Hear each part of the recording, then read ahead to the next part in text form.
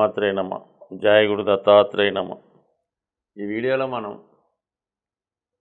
కుంభరాశి వారికి మార్చి 7వ తారీఖు వరకు మకర రాశిలో సంచరిస్తున్నటువంటి శుక్రగ్రహ ప్రభావం ఈ కుంభరాశి వారి మీద ఏ విధంగా ఉండబోతుంది అన్న విషయాన్ని మనం పరిశీలించే ప్రయత్నం చేద్దాం. శుక్రుడు ఈ రాశి వారికి యోగకారకుడు, చతుర్థ భాగ్యాధిపతిగా అటు ధనయోగాన్ని అటు రాజయోగాన్ని ఇచ్చే గ్రహం. అలాగే రాష్ట్రాధిపతి శనికి మిత్రగ్రహం. సో ఈ కారణం వల్ల అటువంటి శుక్రుడు 12వ స్థానంలో సంచరిస్తున్నాడు. జాతక చక్రరీత్యా 12వ స్థానంలో శుక్రగ్రహం ఉన్నప్పుడు, గోచారరీత్యా శుక్రగ్రహం ఉన్నా కూడా జాతకుడు తన మనసులో ఉన్నటువంటి కోరికలను నెరవేర్చుకోవడం జరుగుతుంది. తను చాలా కాలంగా చేద్దామనుకున్నటువంటి కార్యక్రమాలు, అంటే అది ధన వ్యయమా, ఒక వాహనం కొనడమా, వివాహం చేసుకోవడమా, ఏదన్నా మనసులో ఉన్నటువంటి కోరిక నెరవేరడం, ఆనందంగా సంతోషంగా లగ్జరీగా మరి జీవితాన్ని ముందుకు తీసుకెళ్లే ప్రయత్నం చేస్తూ ఉంటాడు. అంటే జీవితాన్ని అనుభవించే యోగం ఉంటుంది శుక్రుడు 12లో ఉంటే. చిన్న వయసులోనే అంటే తొందరగానే అన్ని సౌఖ్యాలు అనిపిస్తూ ఉంటారు. సో ఈ కారణం వల్ల ఇది ఒక విధంగా ఒక మంచి పరిణామం ఈ రాశి వారికి. మరి శుక్రుడు చతుర్థ భాగ్యాధిపతి. చతుర్థం ఏం చెప్తుంది? గృహం, వాహనం, విద్య, మదరు, ఇవన్నీ కూడా ఇంపార్టెంట్ అయిన విషయాలు కాబట్టి అటువంటి వాటికి అటువంటి చతుర్థాధిపతి వ్యయంలో ఉన్నప్పుడు జాతకుడు ఏదన్నా వాహనాన్ని కొనే ప్రయత్నం చేయడం కానీ, గృహాన్ని కొనే ప్రయత్నం చేయడం కానీ, లేదంటే గృహానికి అవసరమైనటువంటి వస్తువులు కొనడం కానీ జరిగే అవకాశం ఉంది. లేదంటే కొన్ని పాత ఏమైనా విక్రయించి కొత్తవి కూడా కొనుక్కోవచ్చు. అంటే శుక్రుడు ఎప్పుడు కూడా లేటెస్ట్ బ్రాండ్ న్యూ వాటికి ఎక్కువ ఇంట్రెస్ట్ చూపుతూ ఉంటాడు. అంటే శుక్రుడు 12వ స్థానంలో ఉన్నవాళ్ళు ఏదైనా కావాలన్నప్పుడు కొత్త వస్తువు కొనుక్కుంటూ ఉంటారు. అదే శని లాంటి గ్రహం 12లో ఉన్నప్పుడు ఏదైనా పాత వస్తువులు, సెకండ్ హ్యాండ్ వస్తువులు కొనుక్కుంటూ ఉంటారు. సో ఈ కారణం వల్ల ఏంటంటే కొద్దిగా ఆధునిక వస్తువులు కొనే అవకాశం ఉంది. ఇంకా భాగ్యాధిపతి వ్యయం. అంటే భాగ్యస్థానం ఏం చెప్తుంది మనకి? పుణ్యక్షేత్రాలు దర్శించడం, తండ్రి గారు, గురువు, ఉన్నత విద్య, అలాగే అదృష్టం, ఇవన్నీ కూడా జాతకుడికి తెలియజేస్తుంది. అటువంటి భాగ్యాధిపతి వ్యయంలో ఉండడం వల్ల జాతకుడు ఏదైనా దూర ప్రాంత ప్రయాణం చేయవచ్చు. పెద్దల్ని, గురువుల్ని, తండ్రి గారి ఆరోగ్యం కొరకు కానీ, వాళ్ళ అవసరాల కొరకు కానీ ఏదైనా ధనాన్ని వెచ్చించడం కానీ, వారి కొరకు ఏదైనా ధనాన్ని ఖర్చు పెట్టి వాళ్ళని ఏదైనా పుణ్యక్షేత్రాలకో తీర్థయాత్రలకు పంపడం కానీ, మొత్తం మీద పుణ్య కార్యక్రమాలు, దైవ కార్యక్రమాల కొరకు ధనాన్ని ఖర్చు పెట్టచ్చు. లేదా స్వయంగా జాతకుడే ఉన్నత విద్య కొరకు గృహాన్ని విడిచి దూర ప్రాంతం వెళ్ళవచ్చు. మొత్తం మీద ఏంటంటే అంత ఖర్చుకు సంబంధించిన వ్యవహారాలే జరుగుతున్నాయి. ఇక కుజుడితో కలిసి ఉండడం, ఇది ఒక విధంగా ఏంటంటే జీవితాన్ని మరి కొద్దిగా లగ్జరీగా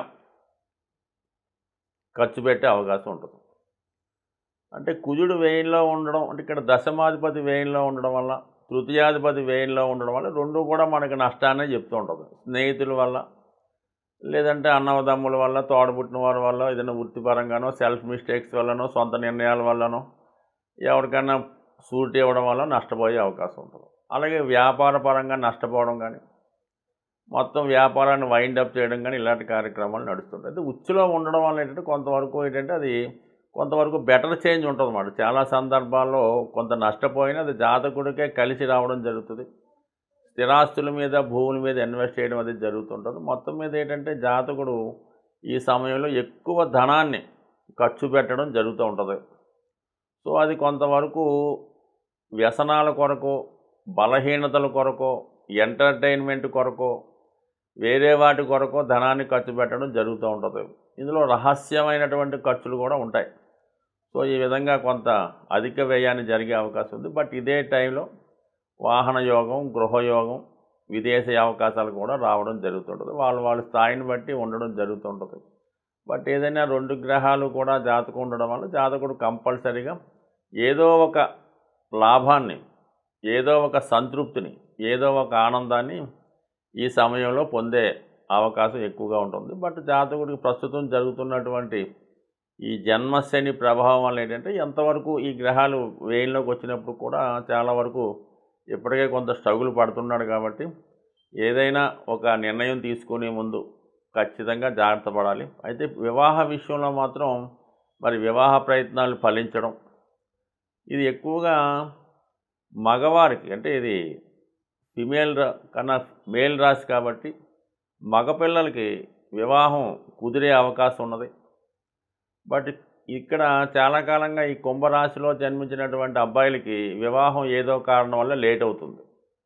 సో ఆ కారణం ఈ టైంలో ఏంటంటే మరి శుక్ర కుజులు కలిసి వేయి స్థానంలోకి రావడం వల్ల కొంతవరకు ఈ సమయంలో జాతకుడు ప్రయత్నం చేయడం వల్ల వివాహ సౌఖ్యాన్ని జాతకుడు పొందే అవకాశం ఉంది. సో ఈ కారణం వల్ల కంపల్సరీగా జాతకుడి వివాహం జరిగే అవకాశం ఉంది. కాబట్టి మీరు ఆ ప్రయత్నాల్లో ఉంటే ఖచ్చితంగా మీరు అనుకున్న సాధించే అవకాశం ఉంటుంది. మనం ఈ శుక్రగ్రహం కోసం తెలుసుకుంటున్నాం కాబట్టి శుక్రుడు జీవితంలో ఎంత సౌఖ్యాల్ని ఎంత సుఖాలని ఇస్తాడో అంతే కష్టాలని ఇబ్బందులను కూడా ఇవ్వడం జరుగుతూ ఉంటుంది. నవగ్రహాల్లో అలాగే దశావతారాలు నవగ్రహాలకి అన్వయించినప్పుడు కృష్ణావతారం రామావతారం రెండు కూడా సూర్య చంద్రులకి వర్తిస్తూ ఉంటుంది. నరసింహ అవతారం కుజునికి వర్తిస్తే పరశురామ అవతారం శుక్రగ్రహానికి సంబంధించింది. పరశురాముడి యొక్క జీవిత చరిత్ర తెలుసుకున్న, అతని వ్యక్తిత్వం తెలుసుకున్న, అతను ఎంత గొప్ప వీరుడు అలాగే ఎంత కోపిష్టి అన్న విషయాన్ని మనకు అర్థమవుతుంది. సో ఆ విధంగానే శుక్రగ్రహం కూడా ఎంత కోపానికి కూడా కారణమవుతుంటాడు, ఏమాత్రం అన్యాయాన్ని కూడా సహించలేకపోతుంటాడు. అలాగే వాళ్ళ తండ్రి గారికి జరిగిన అన్యాయానికి మొత్తం వంశాన్ని రాజవంశాన్ని నాశనం చేసే విధంగా అనేక వేల మందిని ఈ పరశురాముడు సంహరించడం జరిగింది.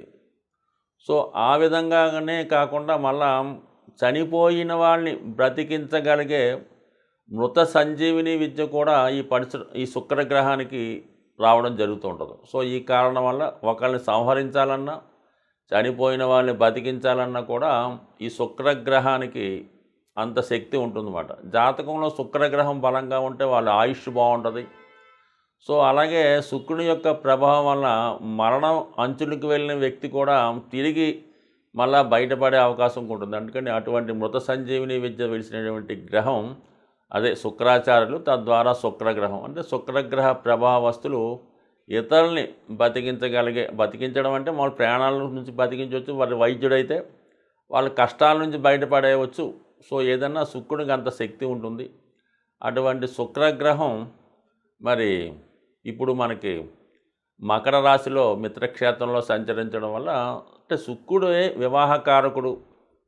జాతకుడు జీవితంలో వివాహం జరగాలన్నా తద్వారా సంతానం కలగాలన్నా ఈ శుక్రకణాలు ఇవన్నీ కూడా శుక్రుడికి సంబంధించినవి. కాబట్టి మొత్తం సంతానోత్పత్తి జరగాలన్నా, వివాహం జరగాలన్నా, స్త్రీ సౌఖ్యం పొందాలన్నా, అలాగే జాతకుడు సుఖమైన జీవితం, అంటే కామన్గా ఆర్డినరీ జీవితం అన్నా సరే కనీసం ఒక మంచి బట్ట కట్టుకోవాలన్నా, ఒక వాహనంలో తిరగాలన్నా, ఒక మంచి భోజనం సమయానికి చేయాలన్నా కూడా ఖచ్చితంగా శుక్రుడి యొక్క అనుగ్రహం 100% ఉండాలి.